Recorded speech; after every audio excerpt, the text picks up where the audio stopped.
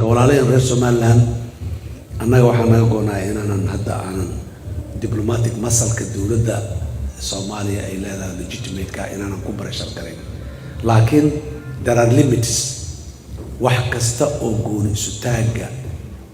promote gareynayo waa kasoo horjeedna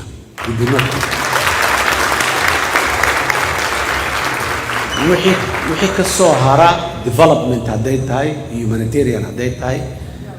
trade iyo business iyo investment hadday tahay all waxa waaye aadan u soo dhaweynaynaa documenti iyo wax dalka dawladda federaalka looga baahdaya horena waa u sii jira haddana waa siinaynaa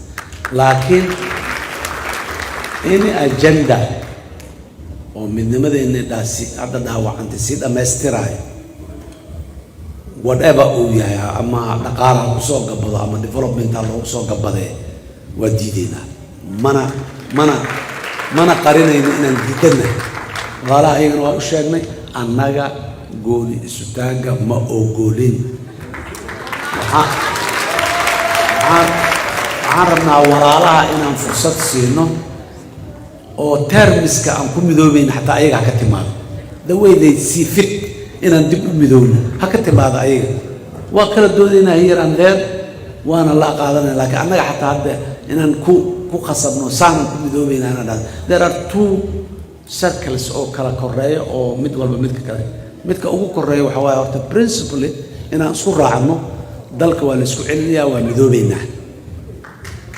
waa mabda then waxaa imaanaya see u midoobaynaa waxaa laga yaabaa inay years kala qaadato sanad 2 3 4 5 6 10 inay qaadato muddadaas see u midoobaynaa laga shaqaynaayana waxaan samaysanaynaa qaab unaan heshiis ku nahay oo weliba ayaga ay ku qanacsan yihiin diyaaraan u nahay inaan xoogaa annagu aan dul qaadano isgaabino oo ayagu ay muxuu ay shine gareeyaan laakiin the end result waa maxay united Somalia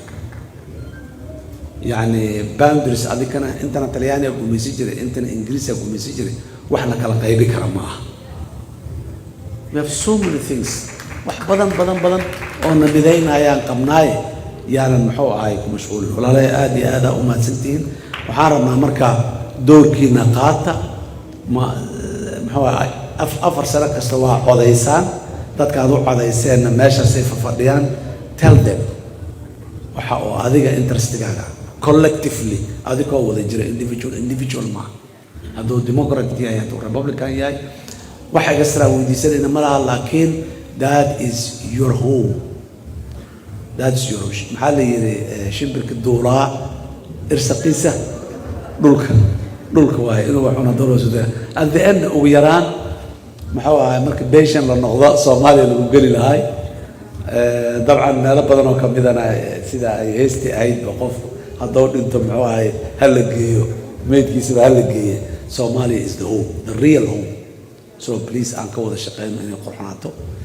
gabadha hadda kor waxay u tiri I hate markaan Soomaaliya inta ka tago aan America ku noqdo with American passport and tax Somalia American goon u bax xag istaag inta ka timid maxaa sameynaysa Soomaaliya maxaa jira su'aal tomay laba su'aal